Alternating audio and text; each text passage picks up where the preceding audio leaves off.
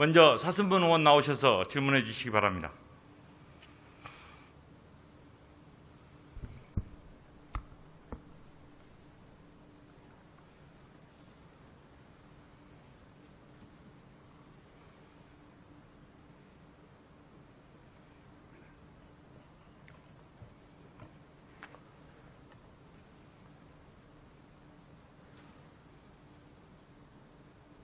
존경하고 사랑하는 200만 도민 여러분, 김성일 부의장님과 선배 동료 의원님 여러분, 김용록 지사님과 장소공 교육감님을 비롯한 공직자 여러분, 또 정론 형성을 위해서 애쓰시는 언론인 여러분, 여러분과 함께 이 자리에 서서 도정을 같이 논할 수 있게 돼서 정말 기쁘게 생각합니다. 정남진 장군 출신 사순문 의원입니다. 코로나19라는 초유의 팬데믹을 겪으면서도 보건행정당국의 침착한 대응과 도민 모두의 협조로 슬기롭게 극복하고 있는 데 대해 먼저 위로와 감사의 말씀을 올립니다. 아울러 전 인류의 생명을 위협하는 후쿠시마 원전 폐수 방류 결정에 대해 깊은 유감과 우려의 심정을 밝히며 우리 정부의 강력하고 단호한 대처를 촉구하면서 도정 질문을 시작하겠습니다. 제11대 전라남도 의회 의원으로 본 의원은 두 가지 화두를 품고 의정 활동을 하고 있습니다. 도내 지역 간 격차를 줄여서 균형 발전을 이룬 것이 그 하나이고, 두 번째는 전남의 창의 융합 교육의 활성화 문제입니다. 노무현 대통령께서는 사람 사는 세상은 균형 발전에서 시작된다고 하였습니다. 그의 생각은 지금 우리들의 숙제가 되었습니다. 또 21세기 AI 정보화 시대, 국제화 시대를 맞아서 미래 꿈나무들이 창의적이고 융합적인 사고를 가질 수 있는 교육이 절실해지고 있습니다. 이에 따라 본 의원은 오늘 전남도교육청이 추진하는 창의융합 교육은 제대로 추진되고 있는지, 또 도내 지역 간 교육기회는 균등하게 주어지고 있는지를 장소공 교육감님을 모시고 여러분과 함께 점검해 보고자 합니다. 장소공 교육감 발언대로 나와 주십시오.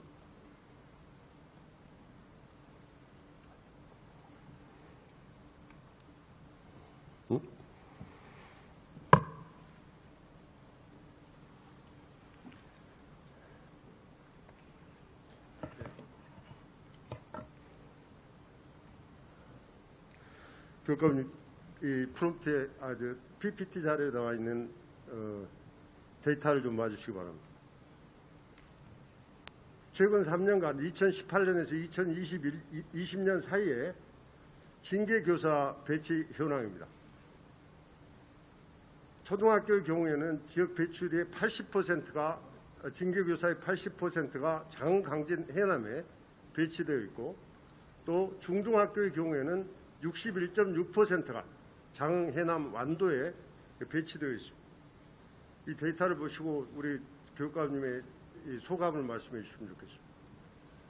예, 그 표에 나와 있듯이 이 징계 교사들의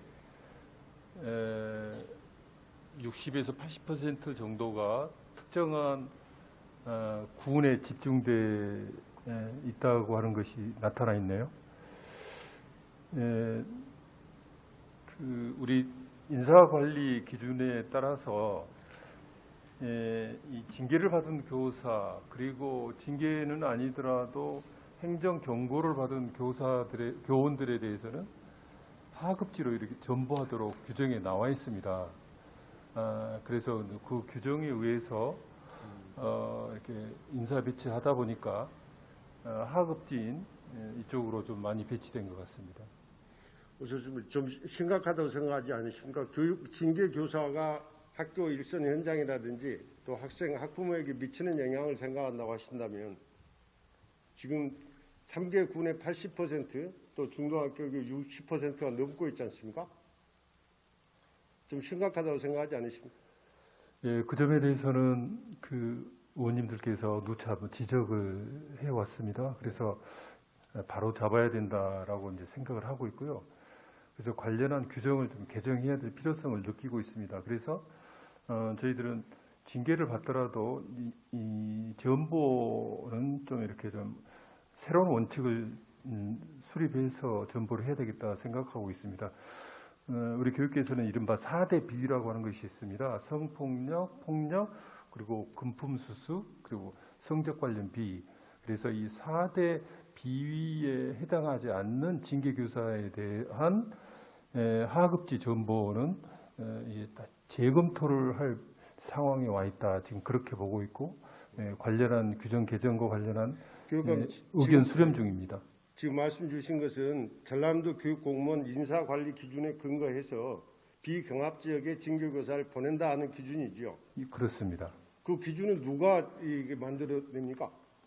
인사관리 기준인데요. 어쨌든 인사 문제는 교사 개개인에 관련된 것이기 때문에 최대한 좀 신중하게 해야 됩니다. 그래서 이 개정하기 위해서는 시간을 두고 다양한 의견을 들어서 개정을 하고 있습니다. 그러니까 이 기준은 교육감님이 이렇게 정하는 기준이 맞죠? 그렇지만 어쨌든 대단히 예민한 것이기 때문에 이건 최대한 의견 수렴을 하고 교육감님이 있습니다. 정하는 기준이 맞습니까? 이 기준이라는 게. 네, 그렇습니다. 최종적으로는 제가 이제 제가를 하도록 돼 있습니다. 그렇습니다. 그 징계 교사를 비경합적에 이렇게 보내는 이유가 뭔가요? 징계 교사를 징벌 하기 위한 그런 효과를 기대하는 건가요? 그렇습니다. 징벌이 효과가 있습니까? 징벌적 효과에 대해서 어떻게 생각하십니까? 그 하급지 전보 이외에 그러니까 이 징계에 따른 이제 예를 들면 뭐 승진이라든지 인사상에 있어서 또는 성과급에 있어서 이제 불이익과 함께 이렇게 하향 전보 배치가 두 가지가 있거든요. 그래서 저희들 입장에서는 이렇게 징계를 받은 교원들에 대한 또는 직원들에 대한 하향 배치는 그건 불가피하다. 저희들은 그렇게 지금까지 생각하고 있습니다. 그러니까 불이익을 준다는 것이 조금 생활 근거지로부터 멀리 이렇게 보내겠다는 그거 아니겠습니까? 그렇습니다. 네. 근데 이 징벌적 효과라는 것이 혹시 회복적 사법정의라는 말씀 들어보신 적 있으신가요? 예, 들어본 것 같습니다. 그렇죠. 예. 이 징계 교사가 뭔가 이제 다시 아이들을 가르칠 수 있을 정도의 성징이나 품성을 갖춰서 그 다시 아이들의 교육 현장으로 복귀가 되는 것이 그 기본적인 원칙이 아니겠습니까? 예, 그렇다고 봅니다. 예.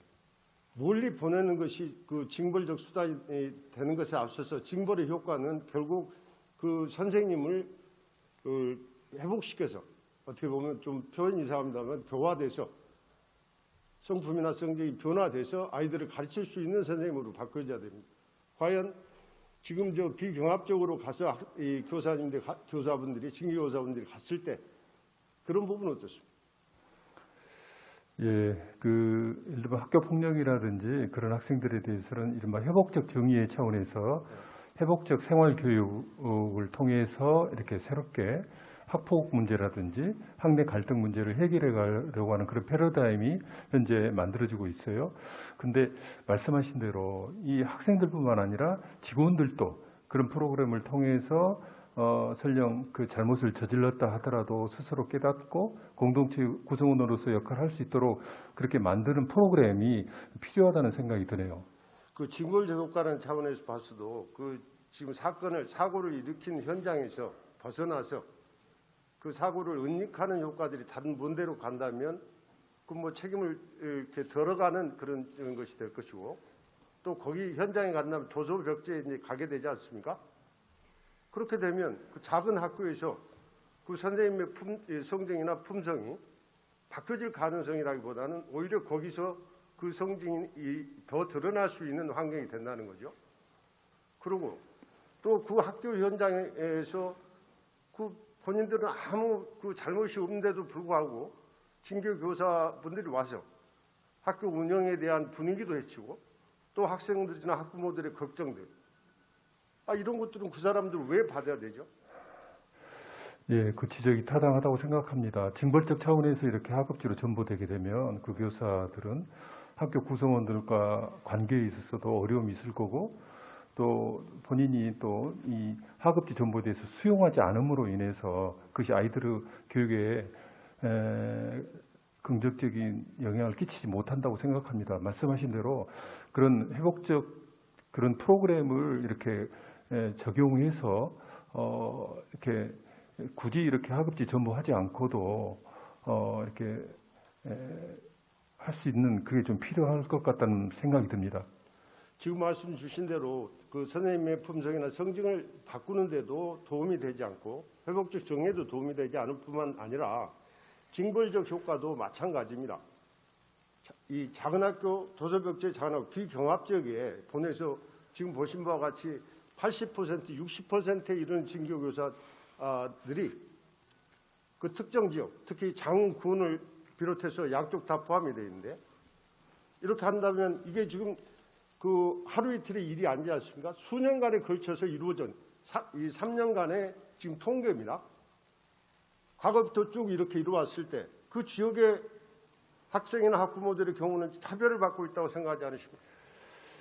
예. 그래서 아까 말씀하신 대로 그런 문제점이 있기 때문에 4대 B에 해당하는 교사 그리고 학교 구성원과 분리가 필요한 교사에 대해서만 하급지 전보를 하는 방향으로 지금 의견 수렴 중입니다. 그러니까 그것도 마찬가지. 아까 말씀 주신 것이 기준에 의해서 지금 이 징벌적 수단의 하나로 징계교사의 비경합적 배치가 이루어졌다고 한다면 어떻게 그게 징벌적 수단이 될 수 있겠습니까? 기준에 의해서 어떤 그 국민의 권리 의무를 제한하는 권리를 제한하는 이런 것이 기준에 의해서 이루어질 수 있습니까? 예. 지금까지 적어도 관행적 법률에 의하지 않고 이 기준이 어떤 법률에 근거하고 있습니까? 법률적 근거까지는 잘 모르겠습니다만은 어쨌든 인사관리 기준에 의해서 관행적으로 지금까지 쭉 해왔던 사안입니다. 그래서 이걸 다시 한번 재검토해야 될 시점에 와 있다라고 봅니다. 네, 관행의 문제보다도 헌법 제11조는 이렇게 얘기하고 있습니다. 모든 국민은 법 앞에 평등하다. 성별, 종교, 신분에 의해서 사회적, 경제적, 문화적 모든 영역에서 차별받지 않는데 이 지역에서 산다는 이유만으로 이런 차별을 받아야 되겠느냐 말이에요. 그리고 적어도 이 거주 이전의 자유를 제한하거나 학생들의 교육을 균등하게 받을 권리를 제한하려고 했을 때는 법률적인 근거가 있어야 된다고 생각합니다. 행정적 행벌도 마찬가지 아니겠습니까? 근데 어떻게 기준에 들어와서 이런 것들을 집어넣고 있느냐 말이에요. 예, 어쨌든 이 기준은 법률적 근거에 의해서 이 인사관리 규정이 만들어졌고요. 이 차별이라든지 이런 문제 말씀하셨는데 합리적 근거가 있으면 얼마든지 징벌이라든지 등등 그런 할 수 있다고 말씀하셨는데 봅니다. 지금 이 차별들이 합리적 차별이라고 생각하고 계신가요? 뭐 징계를 받은 교사들에 대한 이런 하향 전보는 그건 합리적인 기준에 의한 징계라고 생각합니다. 제가 말씀드린 것처럼 이 합리적이지 못하다는 말씀을 드렸습니다. 징벌적 효과도 없고 선생님들에 대한 징계 선생님들에 대해서도 그 무슨 그 개선에 대한 효과도 없고 어떤 기대 효과를 노리고 이런 징벌적 수단을 기준에 집어넣으셨는지 한번 말씀해 주시겠습니까? 예, 그 교직원들의 생활 근거지가 이렇게 도서 벽지로 이렇게 생활 근거지가 바뀌는 것은 이제 징벌적 효과가 있습니다. 단지 징벌을 받아서 이제 다시는 그런 잘못이라든지 이런 것을 하지 않도록 하는 그런 효과가 있어야 되는데 그런 효과적인 측면에서는 좀 의문점이 있는 건 사실입니다. 바로 지금 지적하신 그 말씀입니다. 이 징벌적 수단으로 인해서 그분들이 다시 똑같은 일을 저지르지 않는 효과가 있느냐 하는 문제인데 그것조차도 없지 않습니까? 그리고 적어도 그 권리를 제한하는 일들은 그 신중해야 된다는 거죠. 아까 합리적 차별이 아닌 이걸 합리적 차별이냐 아니냐 하는 것은 또 다른 별개의 판단의 문제이지만 이런 그 권리 제한의 문제를 가지고 또 징벌적 수단이 법률이 정하지도 않는 징벌적 수단을 가지고 효과도 없는 이런 지금 기준 자체는 폐지돼야 된다고 본인은 생각합니다. 어떻게 폐지하실 생각 있으신가요? 그리고 적어도 대안으로 말씀드린다면 징벌적 수단이 그 법률에 또 규정에 있지 않습니까? 이를테면 그 주의, 경고, 견책, 감봉 또 정직, 해임 파면 이런 것들을 통해서 조금 더 그 양형을 좀 더 넓혀서라도 그런 징벌적 효과를 노리면 된 것이고, 또 더 중요한 것은 아까 말씀드린 회복적 정의를 그 선생님들을 바꿔놓을 수 있는, 그래서 오랫동안 그 교육 현장에서 제대로 된 교육을 펼칠 수 있는 사람을 만드는 것이 더욱 중요하다. 그리고 한 가지 더 이 대안을 제시한다면, 아까 그 4대 범죄를 말씀 주셨는데, 성범죄의 경우를 예를 든다면 그걸 바로 이렇게 복귀를 시키지 않으시고, 예를 들어서 뭐 교육 연수를 시킨다든지 성교육에 관한, 그리고 또 심리 치료도 필요할 것이고, 그런 일정 기간들을 좀 유예 기간을 두어서 그 과정을 이수한 다음에 복귀를 시켜도 된다 하는 생각을 하고 있는데 어떻습니까? 예, 그 징계자에 대한 하향 전보 규정을 폐지한다고 하는 것은 현재로서는 그 할 수 없는 사안이라고 보고요.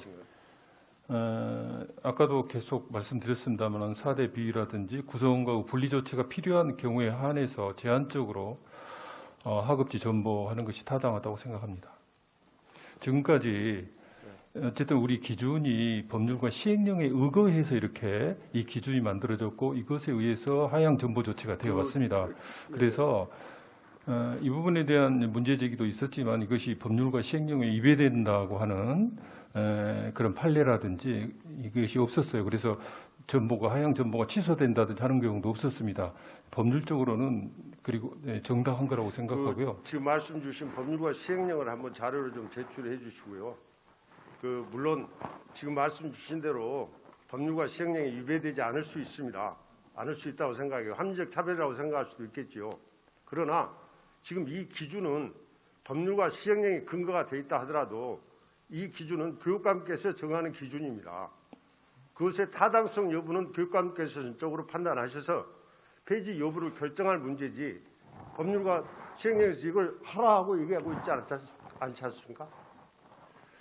그건 한번 심각하게 생각을 해봐야 될 부분이 아닌가요? 예, 검토를 하겠습니다. 어쨌든 이 하향 전보 부분에 대해서 아까 말씀드린 바와 같이 관련 규정 개정과 관련해서 의견을 수렴 중이기 때문에 의원님께서 말씀하신 그 부분도 같이 수렴하도록 하겠습니다. 전치를 해야 된다고 한다면 징계교사가 도서벽지 작은 학교로 가는 것보다 오히려 징벌적 효과도 큰 학교에 조금 숫자 많은 학교에 간다면 그 속에서 그런 성징이 녹아날 수 있고, 또 큰 학교에서는 그런 성징이나 품성들을 계속 발휘할 수 있는 여건들이 안 되지 않습니까?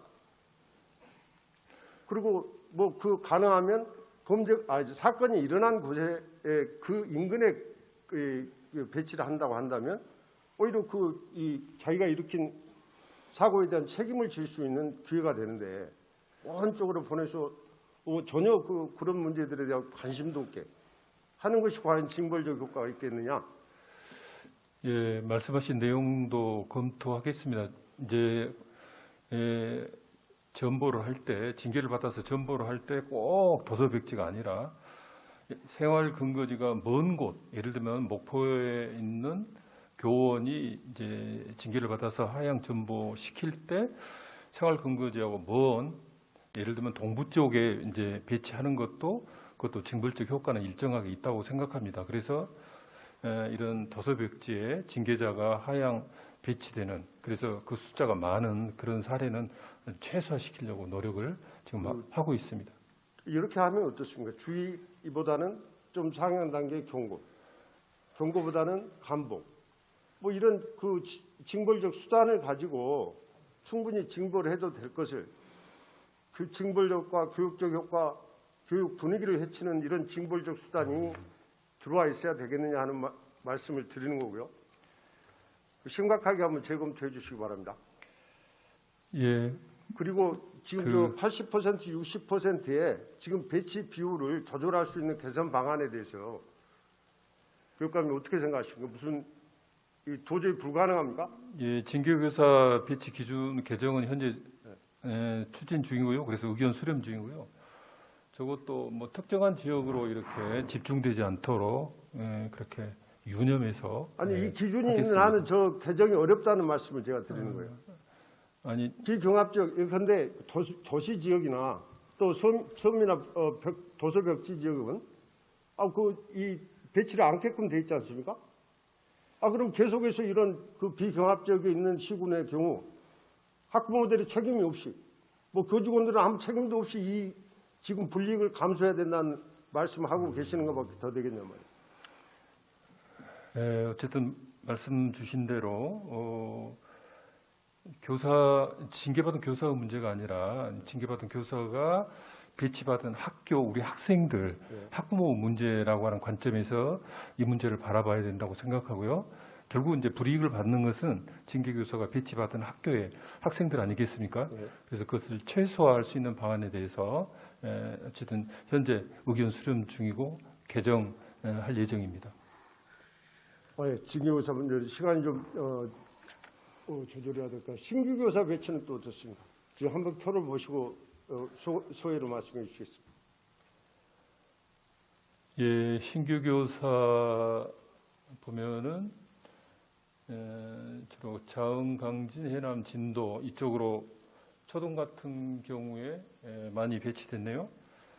근데 사실 꼭 그렇지만도 않습니다. 통계를 보게 되면 목포 같은 경우에는 최근 4년간 목포에 배치된 초등교사, 신규 초등교사가 22개 시군 중에서도 제일 많기도 합니다. 전반적으로 이렇게 지금 이제 중등, 말씀 초등, 신교사 저희가 이제 비율로 말씀을 드리는 것은 목포 학교가 많지 않습니까? 학생 수도 많고 그런 학생 수 학교 수를 보셔서 제가 이제 간단히 말씀드리겠습니다. 신규 교사의 경우는 어떻습니까? 그 경력교사 저렇게 신규 교사 배치가 주는 효과에 대해서는 잘 알고 계시죠? 신규 교사들 오면 신규 교사의 능력이나 이런 문제가 아니고 신규 교사들 오면 뭐 임신휴가나 육아휴가 또 내지는 입대 이런 걸 통해서 교육의 연속성도 떨어지고 또 기간제들을 활용하게 되고 그것이 지금 또 특정 지역에 편중돼서 그런 교육적인 교육 기회 균등을 해치고 있단 말씀이죠. 이런 문제들을 교육 행정이 시정하지 않고 이대로 둔다는 것은 교육적 불균형이 계속해서 심화 확대되는 것이 아니겠습니까? 예를 들어서 이제 설명을 드리겠습니다. 신규 교사 배치에서 이제 중등 같은 경우를 보면은 도서백지 지역에 많이 배치가 됩니다. 이제 그 이유가 사실 있습니다. 왜냐하면 이런 도서백지 같은 경우에는 이렇게 경력 있는 교사들이 선호하지 않습니다. 거기에 발령을 받게 되면 어쨌든 1년 정도만 근무하고라도 어쨌든 그 생활 근거지 쪽으로 가고 싶어 하거든요. 그래서 그런 도서백지에는 발령 수요가 많습니다. 결혼이 많습니다. 그래서 거기에다 이제 교사를 발령을 내야 되거든요. 근데 문제는 왜 신규 결혼이 생긴 곳에 왜 신규 교사를 발령을 많이 낼 수밖에 없냐면은 그렇지 않을 경우에 지금 전라남도에 있어서 중등 같은 경우에는 기간제 교사가 한 1,000명 정도 됩니다. 그래서 신규 교사를 이쪽에 도서백지에 배치하지 않으면 그 학교에서는 이 기간제 교사를 구할 수가 없습니다. 그래서 일단 신규 교사라도 배치를 해야지 기간제 교사를 구하는 그런 노력은 감이 되거든요. 네, 교육감님 여러 가지 사정이 있을 수도 있겠습니다. 그런데 지금 이 표를 본 것처럼 지나치게 특정 지역에 이 신규 교사 배치, 징계 교사 배치가 집중되어 있지 않습니까? 편중되어 있죠. 그런데 이런 걸 해소하기 위한 그 정책적인 배려가 필요하다는 말씀을 드리는 겁니다. 그래서 예를 들어 신규 교사의 경우도 지금 뭐 경력 교사라든지 여러 가지 점수를 통해서 인사 순환 배치를 하고 있지 않습니까?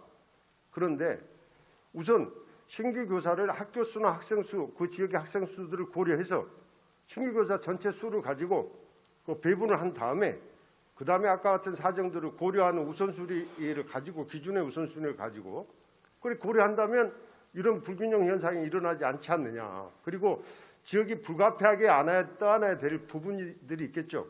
합리적 차별은 감수하는데 이 정도 되면 합리적이지 못하지 않습니까? 그러니까 아까 말씀드린 그 사정이 있잖아요. 신규 교사를 고루고루 이렇게 배치를 하게 되면 저런 도서백지 지역에는 교사를 배치할 수가 없습니다. 그럼 학교에서는 기간제 교사를 구할 수밖에 없는데 기간제 교사는 저런 도서백지 지역에 가지를 않습니다. 그렇게 되면 이제 과목 교사가 비게 되고 그래서 아이들 교육력에 큰 악영향을 끼치기 때문에 일단 저런 도서백지에 신규 교사를 배치를 해서 그래야만 이 기간제 교사를 구하는 그런 노력이라든지 그런 것 안 해도 되거든요. 그래서 그런 측면도 아니 제가 있고요. 말씀드린 것은 신규 교사들이 거기에 가서 아까 제가 지적을 했지 않습니까? 신규 교사들은 임신 휴가, 육아 휴가 내지는 입대 이런 걸 통해서 또 다르게 또다시 기간제 교사를 써야 되는 그런 상황들이 벌어지지 않습니까? 그리고 적어도 그 인사권을 가진 우리 교육감님께서 신교사들 배치한 다음에 특정한 사정을 고려해서 좀 더 할 수는 있겠죠. 그리고 경력 교사들도 그 임용을 한 그쪽에 그 전부 발령을 내는데 그건 정책적으로 인사정책을 담당하는 우리 교육감께서 하실 수 있는 일이 아니겠습니까? 예, 네, 그 문제에 대한 뭐 지적도 있었고요. 그래서 나름대로 노력했다는 말씀을 드리고요. 뭐 신규 교사가 나름대로 그 어쨌든 장점도 있습니다. 어쨌든 열정적이고 새로운 변화에 대해서 이렇게 쉽게 받아들이고 그래서 학생들과 소통도 되고 그래서 학생 지도에도 아주 긍정적인 측면은 있습니다만은 말씀하신 대로 입대라든지 임신에 따른 공백 어쨌든 그 공백은 다시 또 신규 교사가 메꾸거든요. 그런 불가피한 측면도 있다는 말씀을 드리겠습니다. 그리고 긍정적인 측면도 충분히 이해를 합니다. 아까 말씀드린 것처럼 그 일선 현장에서의 불만이나 또 민원들의 경우는 지금 교육감님께서 말씀하신 그런 도민의 또 학부모들의 민원 이런 문제들에 대해서는 저희가 직접 그 문제를 갖고 지금 논의를 하고 있지 않습니까? 예, 저도 그 문제를 잘 알고 있습니다. 어느 지역 같은 경우에는 학교에 징계 교사 또는 뭐 저경력 신규 교사가 뭐 태반을 차지하고 그래서 학교 교육력에 큰 문제가 되고 있다라고 하는 지적에 대해서도 잘 알고 있고요. 이 두 가지 문제를 해결하는 방안에 대해서 고심하고 있다는 본 의원이 아까 말씀드리겠습니다. 그 제안으로 제시한 내용들 어떻습니까? 그게 좀 불가능합니까? 신규 교사들을 먼저 배치하고 학생 수나 학교 수에 그 비례해서 그런 다음에 또 특정한 사정, 지역의 사정을 고려해서 더하기 빼기는 할 수 있겠지요. 그리고 그 나머지 그 범위 내에서 경력 교사들의 선호도 내지는 경력을 산정해서 인사 조치를 하면 되는 일이 아니겠느냐 말씀입니다. 예, 뭐 경력 교사들은 어쨌든 생활 근거지를 선호하고 있고요. 또 그분들은 또 이제 인사 순환제에 의해서 뭐 점수가 또 많기 때문에 그 부분이야말로 바로 합리적인 차별이 아니겠습니까? 그 경력 교사들도 그 부분에 대한 차별은 감수를 해야 되는 거 아니겠어요?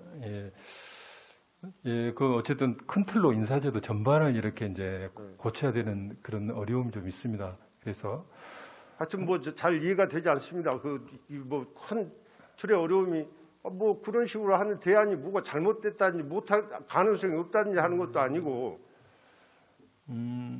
어쨌든 그럼 저 나머지 우리 특정 지역에 그 학부모들이나 이런 분들은 왜 계속해서 수년간에 이런 불균형이 이루어진다면 교육 기회는 어떻게 돼 있어요? 계속되어 오고 있는 거 아니겠습니까?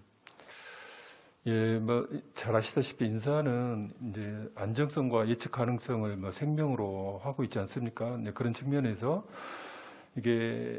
이걸 고치려면 인사제도 전반을 이렇게 이제 고쳐야 됩니다. 아니, 그 교육감님 인사제도 전체를 바뀌는데 안정성 이런 게 아까처럼 기준이 명확하고 피해가 적다고 한다면 그게 무슨 문제가 있냐 말이에요. 예, 어쨌든 인사는 아까 그런 제도적인 그런 문제들이 뭐 불가능한 일입니까? 예, 인사는 상대적이기 때문에 이제 이익을 보는 사람이 있으면 또 손해를 보는 사람이 있고 그래서 그 관계를 잘 이렇게 조정을 잘 해야 됩니다. 말씀하신 대로 그 문제점에 대해서는 저희들도 잘 알고 있고 이제 한 10몇 년 만에 전면적으로 인사제도를 개편해야 되겠다 해서 교육감 직속으로 인사제도 혁신위원회를 두어서 지금 의견 수렴하고 있습니다. 저도 이 문제를 좀 더 공부를 하고 지금 교육감님 말씀하신 내용들을 다시 한번 검토해서 이 문제를 제가 임기 내에도 계속해서 말씀을 드릴 생각입니다. 그 생각이고 의원님이 말씀하신 그 문제 의식에 대해서는 저도 전적으로 공감을 합니다. 예. 시간적인 문제로 다음 말씀드리겠습니다. 근데 제가 지금 진교 교사나 신규 교사의 배치에 불균형이 어디서 오는지 한 생각들을 하면서 학교 인사급지 배정 비율, 월 배점 거기서 비롯된 게 아닌가 하는 생각을 합니다. 혹시 다른 이유가 있는가요? 물론 다른 이유도 있을 수 있겠지요. 아까 같이 그 뭐 내부의 사정, 상대적인 인사. 예. 그 인사제도 혁신위원회에서 저 문제도 이렇게 전면적으로 수정을 하고 있습니다. 지금 이제 교통이 발달하고 도로가 새로 나오고 연륙 연도가 되고 그래서 많이 환경이 바뀌어졌거든요. 근데 인사급지는 십몇 년 전치 그대로예요. 그래서 이번에 이걸 바꿀 겁니다. 네, 물론 이제 2014년 3월 1일 날 그 지금 포인트가 없네. 그 나구지의 그 장해남의 경우입니다. 2014년 3월 1일 이후에 특별히 그 월 배점이 차이가 0.4, 0.6, 같이 0.4였던 것이 0.6으로 바뀝니다. 그 뭐 특별한 이유가 있었던가요? 교통 여건, 아까 생활 여건, 또 근무 여건, 선호도 이런 뭐 세 가지가 이 핵심적인 기준으로 제가 알고 있는데. 그건 제가 잘 모르겠고요. 서면으로 답변 드리도록 하겠습니다. 그렇게 해주십시오. 예. 네. 그래서 지금 말씀 주신 대로 학교 인사급지 월배점 이 문제들이 시급히 바꿔줘야 되겠다. 예. 검토가 돼야 되는 부분이라는 말씀을 드리고요. 그렇습니다. 그 도교청 내 직속기관이 12개 있죠. 예, 그렇습니다. 그리고 분원까지 합하면 21개로 예. 알고 있습니다. 21개의 직속기관과 분원을 저 빨강과 노랑으로 표시를 해보았습니다. 그 중남부권인 장보송, 영암, 화순 왜 이렇게 직속기관의 배치가 안 되게 된 이유라도 있습니까? 뭐 특별한 이유는 없다고 생각합니다만 어쨌든 동부 쪽에 좀 집중이 돼 있고요. 이제 그 이유는 지자체에서 적극적으로 직속기관 유치에 대한 노력 그것이 저렇게 나타났다 저는 그렇게 보고 있습니다. 유치에 대한 노력만 가지고 그 직속기관 배치 위치란 이런 걸 결정하십니까? 혹시 교육감님? 예, 뭐 그것도 있지만 이제 말씀하신 대로 이렇게 균형 배치하고 균형 발전 차원에서 그것도 좀 고려해야 되는데 그건 좀 부족했지 않느냐라는 생각을 하고 있습니다. 학생들의 접근성도 고려를 가장 크게 고려해야 되는 부분이 아니겠습니까? 예, 그렇습니다. 일단 직속기관을 활용도가 목포에 있는 직속기관 뭐 여수에서 활용할 수 있는 여건들이 되겠습니까? 이렇게 직속기관이 그 동서로 또 북부로 분산이 돼 있어서 예산의 효율성 내지는 교육 기회 더 많은 교육비를 가질 수 있는 거를 이런 식의 예산 투자를 할 수 있겠냐 말이에요. 적어도 중남부권의 접근성이 더더구나 코로나19로 인해서 비대면 교육 또 찾아가는 교육, 이동 교육이 제가 엊그제 업무 보고 자료를 보니까 뭐 각 실국에서도 이동 교육, 찾아가는 교육이 이렇게 돼 있어요. 이동 교육 찾아가는 교육 하려면 어떻게 해야 됩니까? 찾아가기 좋은 곳, 접근하기 좋은 곳이 돼야 되지 않겠습니까? 그리고 우리 22개 시군의 학생들이 보다 더 넓게 교육 기회를 접할 수 있게 하려면 이 직속기관의 배치도 또한 문제가 되지 않겠습니까? 그래서 제가 본 의원이 쭉 지금 징계교사 배치, 신규교사 배치, 또 인사급지 배점, 그리고 직속기관의 배치 문제 이런 것들 쭉 종합해 볼 때 중남부권에 있는 학생들의 경우 헌법 34조 모든 국민은 균등하게 교육을 받을 권리를 갖는다. 그 권리, 균등하게 교육을 받을 권리를 누리고 있겠냐. 그 권리가 침해되고 있지 않느냐. 교육 정책이 이래도 되겠습니까?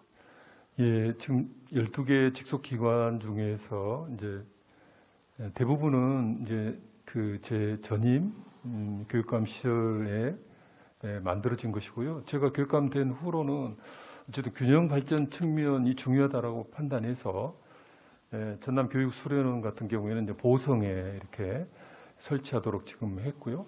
그 외에 기타 교육 관련 기관은 가급적이면 균형 발전 차원에서 지역 안배 그런 입장에서 지금 정책을 추진하고 있습니다.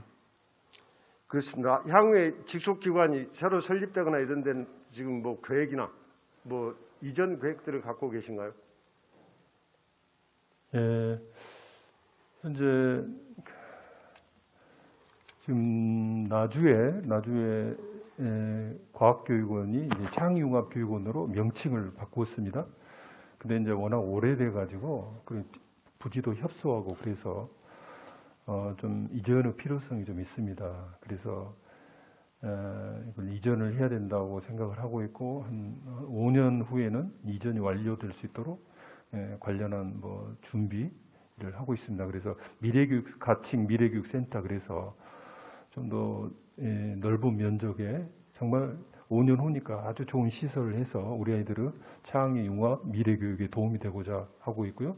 그 점에 대해서 두루두루 전남 전체를 살펴보고 있고 균형 발전 차원도 고려하고 있다는 말씀을 드리겠습니다. 네, 균형 발전 차원에서 아까 이 교육 기회에 더 넓은 교육 기회를 접할 수 있도록 또 접근성의 문제 또 우리가 코로나19를 맞이해서 여러 가지 교육 형태도 방식도 변화되고 있는 상황 속에서 접근성의 문제는 굉장히 중요하다고 생각합니다. 지금도 아까 말씀드린 것처럼 그 문제가 이 창의융합교육원이 미래교육센터로 바뀌었을 때 그 미래교육센터를 활용할 수 있도록 전라남도 중남부 외 또 제 고향인 장흥군의 경우는 이제까지 다른 그 교육기관들이 지금 현재 없지 않습니까? 같은 중남부권이긴 하지만 이렇게 소외된 지역에 그리고 더 많은 학생들에게 기회를 줄 수 있는 그런 자리로 꼭 그렇게 배치할 수 있도록 노력해 주십시오. 예, 뭐 장흥도 그 뭐 대상 지역 중에 한 곳입니다. 예, 적극적으로 검토하도록 하겠습니다. 고맙습니다. 그리고 방금 말씀 주신 창의융합교육원에 대한 말씀입니다. 창의융합교육 2015년에 교과과정 개편의 핵심 키워드로 그 창의융합교육이 들어와 있고 전라남도 교육청 업무보고나 모든 자료에서도 가장 많이 나오는 단어가 창의융합교육으로 알고 있습니다. 창의융합교육을 위해서 2015년에 교과과정 개편에 들어와 있는데 창의융합교육을 위해서 도교육청은 그동안에 어떤 노력들을 하셨는지 한번 설명을 해 주시겠습니까? 예, 말씀하신 대로 2015 개정교육과정의 핵심은 이른바 역량 중심입니다. 지금까지 지식 중심에서 역량 중심으로 가야 되고요. 특히 그 역량, 미래 사회를 살아갈 역량 하면 이제 뭐 창의력이라든지 사고력이라든지 협력이라든지 소통이라든지 그런 역량을 말하는 거고요. 그러한 역량을 기르기 위해서는 창의융합 교육으로 전환돼야 된다라고 생각을 합니다. 그래서 거기에는 이제 인문적 소양이라든지 또는 바른 인성을 기반으로 하고 거기에다가 지능, 정보, 과학기술을 활용해서 문제 해결과 새로운 가치를 창조해야 되는데요. 저희들은 가장 중요한 것이 창의융합교육에서 핵심적 키워드는 바로 수업의 혁신이라고 생각합니다. 그래서 이 소집단 협력학습이라든지 프로젝트 수업이라든지 온오프 블렌디드 수업이라든지 뭐 거꾸로 수업이라든지 하는 다양한 이 수업이 핵심이다. 그래서 이 수업을 중요시하고 있고 수업 혁신을 계속해서 교사들에게 강조하고 주문하고 있고 관련 연수를 개설하고 있습니다. 그리고 그런 창의융합 관련한 이 인프라가 필요하다고 생각해요. 그래서 아까 말씀 주신 창의융합교육원이라든지 그리고 시군에 창의융합교육센터를 만들어요. 그래서 거기에다가는 과학, 수학, 발명, 소프트웨어 그리고 영재 교육원을 통합해서 영재센터 통합해서 이제 만드는 겁니다. 그래서 이제 학생들이 수준 높은 그런 그 창의융합 교육을 받고 체험할 수 있도록 하고요. 그 외에 이제 학교에 소프트웨어실을 설치한다든지를 비롯해서 AI와 관련한 뭐 다양한 프로그램, 특히 AI와 관련해서 교사들의 역량이 매우 중요하다 해서 전대라든지 순천대라든지 교대라든지 교원대에 AI 관련 대학원 과정을 이수하도록 교사들을 이렇게 하고 있습니다. 그래서 뭐 다양한 노력을 하고 있습니다. 교육관님, 제가 이제 교육위원회 위원이 돼서 창의융합 교육을 하도록 해서 많은 말씀을 나눴습니다. 창의융합 교육원장 또 미래인재 교육과장 뭐 이렇게 해서 또 우리 교육감님하고도 같이 부교육감님하고도 같이 많은 말씀을 나눴는데 창의융합 교육이 어떤 방향으로 가야 될지 방향성도 정립이 잘 안 돼 있다. 저는 교육 전문가는 아닙니다. 교육 전문가는 아닙니다만은 창의융합이 왜 그 국가적인 화두로 됐냐. 저는 이제 정보통신정책연구원의 책임연구원을 제가 초창기에 국책연구원에 했고 또 저는 공부는 법학을 했습니다. 그래서 이 두 가지를 결합하는 경험들을 좀 가졌었는데 적어도 창의적인 교육이 되려고 한다면 우선 저는 저 개인적으로 이렇게 생각합니다. 문제를 풀어내는 학생을 길러내는 게 아니라 문제를 스스로 만들어내는 학생들을 가르치는 교육이 돼야 된다.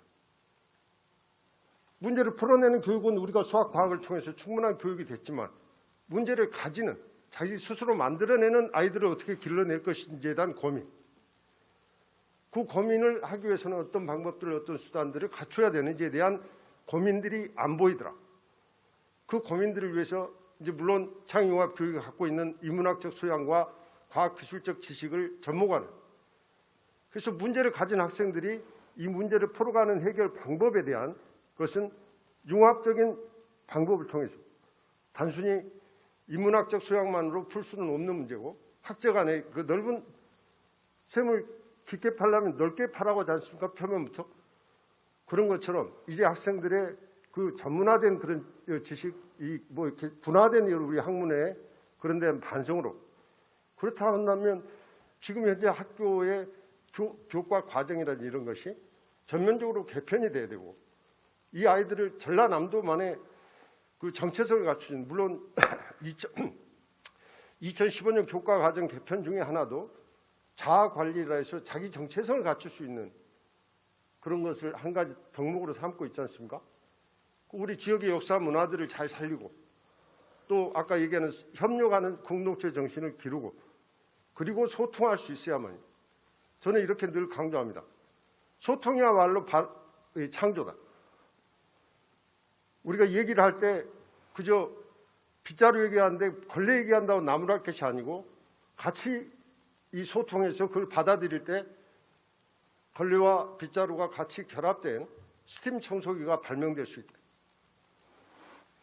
이런 교육의 방향성이라든지 내용들이 좀 더 창의융합 교육에 녹아 들어가야 되겠다 하는 말씀을 드리고 좀 더 이 문제는 전문가들 통해서 용역 또 내지는 타스크포스를 구성해서 21세기 AI 정보화 시대에 우리 아이들이 국가 경쟁력을 갖고 국제 경쟁력도 갖추고 그리고 21세기를 경영할 수 있는 아이들로 키워내는 전라남도의 아이들이 돼야 되겠다. 자아 정체성을 가지고 하는 말씀을 제가 드리고요. 예, 그 창의융합 교육에 대한 의원님의 식견에 대해서 정말 존경을 표하고요. 그래서 이제 2022 또 교육과정 개정됩니다. 2022 교육과정 개정은 이제 코로나로 또 상황이 많이 바뀌었잖아요. 그래서 그것까지 포함해서 정말 역량 중심의 교육을 심화시키고 그를 위한 대비를 잘해야 됩니다. 아직 그게 큰 현장에서 큰 흐름으로 되지 못하고 부족한 점도 많이 있습니다만은 저희들은 정말 절박하고도 절실한 문제로 안고 그런 창의융합 교육을 위해서 최선을 다하겠습니다. 좀 더 전문가들을 활용한 전라남도만의 창의융합 교육에 대한 그 비전이 필요하다고 생각이 됩니다. 그래서 많은 그 전문가들을 활용해서 또 아까 같은 소통이나 이런 걸 통해서 뭔가 틀을 하나 만드는 일들이 시급하다고 생각이 됩니다. 그런 노력들을 아울러 좀 기울여 주셔야 되겠다 하는 말씀을 그 호소를 드리면서 제가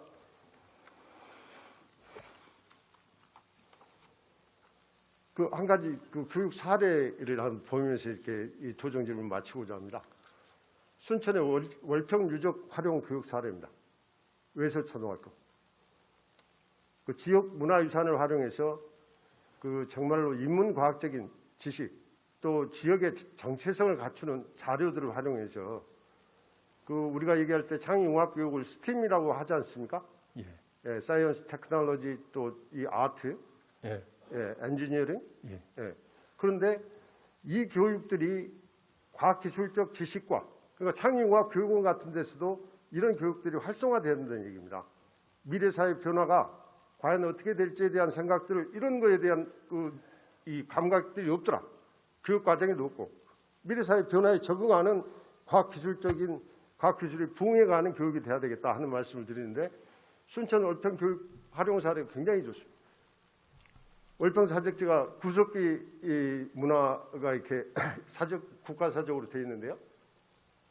아이들이 스스로 이렇게 작곡도 하고 또 오케스트라를 통해서 이 작업 자체가 창작의 과정이고 창의적인 과정이 아니겠습니까? 그리고 이게 몸에 체화되면 그 창의적인 인재로 이렇게 양성이 될 수 있겠다. 학생들 스스로가 구석기에 관해서 동화 학생들이 창작입니다. 지금 아마 2권이 아니고 3권까지 나와 있을 걸로 생각이 되는데요. 타임머신을 타고 구석기 시대로 들어가서 7개의 미션을 해결하고 악당들이 훔쳐간 구석기 유물을 찾아온다는 이야기. 또 구석기인들이 월평 탐사대와 함께 현대사에 들어와서 다양한 장면에서 적응한다. 그 지혜를 발휘한다. 이런 스스로 창작해낸, 동화를 창작해내는 그런 교육. 또 방과후 학교에서는 구석기 시대의 감성을 표현하는 한국화 그리기. 또 유적 탐방, 유물 디자인 관련된 퍼즐. 그리고 그 관련된 여러 가지 그 문화예술 작품에 대한 큐레이팅을 스스로 해본다.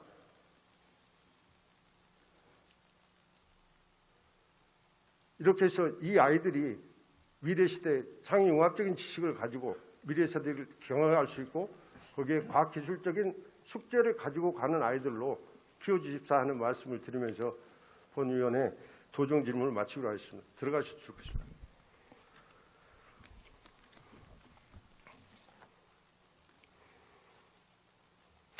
네, 200만 도민 여러분, 우리 김성일 부의장님과 선배 동료 위원 여러분, 장시간 성실한 답변을 해주신 우리 김영록 지사님, 장성훈 교육감님과 관계 공무원 여러분에게 다시 한번 감사의 말씀을 드립니다. 행복한 생명의 땅 으뜸 전남, 모두가 소중한 혁신 전남 교육의 실현을 위해 여러분과 함께 노력해갈 것을 약속드리면서 이상으로 도정 질문을 마치겠습니다. 끝까지 경청해 주셔서 감사합니다.